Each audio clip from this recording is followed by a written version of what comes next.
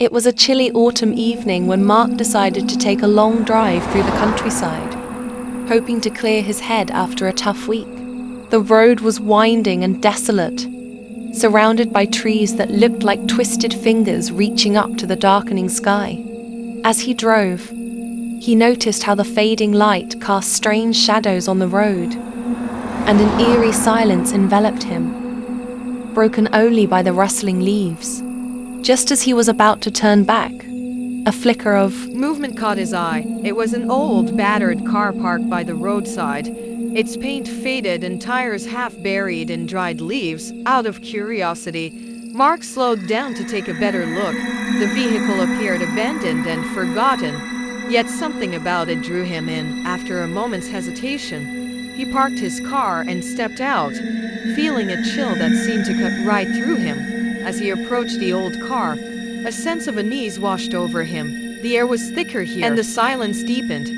He noticed the driver's door was slightly ajar.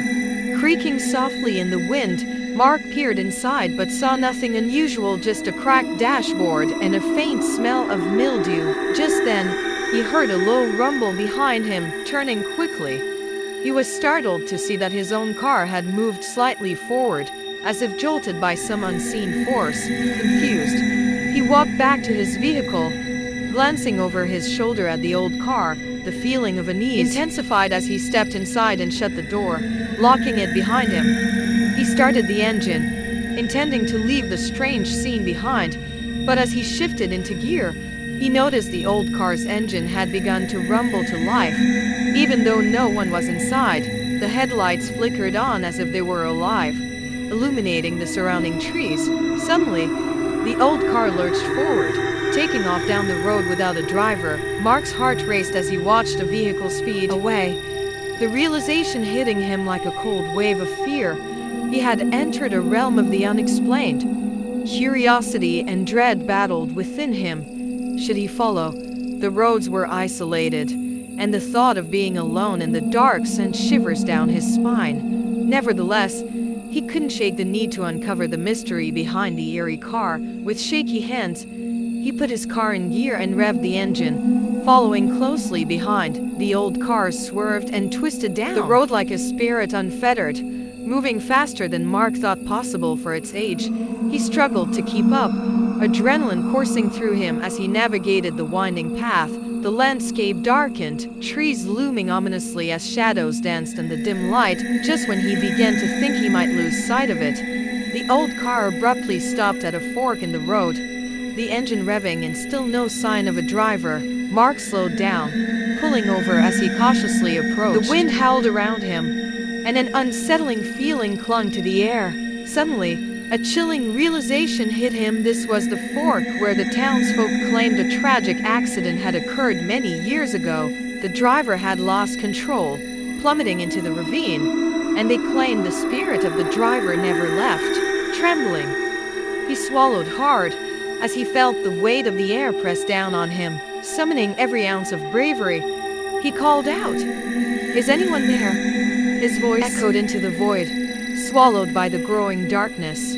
For a moment, everything was silent, and just as fear began to sink its claws into his heart, the air around him shifted, becoming electric. Then came the sound of weeping, soft and mournful, floating through the night air like a lost melody. Compelled by the sorrowful sound, Mark moved closer to the old car. He could see a figure now, blurred and translucent, standing beside the driver's side, clad in tattered clothing. The features were obscured by darkness, yet Mark could sense the overwhelming sadness emanating from it. "Why are you here?" the ghostly figure whispered, its voice like the rustling leaves. Mark's breath caught in his throat. I saw your car," he stammered, overwhelmed by the realization that he stood before a wandering spirit. "I wanted to know what happened." The figure turned its hollow eyes toward him, and the pain within them was palpable. "I am lost," it lamented, "forever bound to this road. I couldn't save him. I couldn't stop the car." A cold shiver ran down Mark's spine. "The driver?" he asked, heart racing. "You were trying to save him." The spirit nodded slowly, a tear glistening in the moonlight as it began to dissolve in the night air. "Help me find peace," it pleaded, its voice tremulous. "Tell my story so no one forgets." Suddenly, the old car revved to life again, and Mark instinctively jumped back as it began to shake violently. Headlights flickering like a heartbeat. The spirit raised its arms and the vehicle stilled. "You must remember," it whispered, urgency lacing its words. A loud crash echoed in the distance, the sound of metal against metal, reverberating through the forest. Mark's mind was spinning. The loose ends of the story began to weave together, as he realized he could not leave without honoring the spirit's plea. "I promise to tell your story," he called out as tears filled his eyes. "You will be remembered."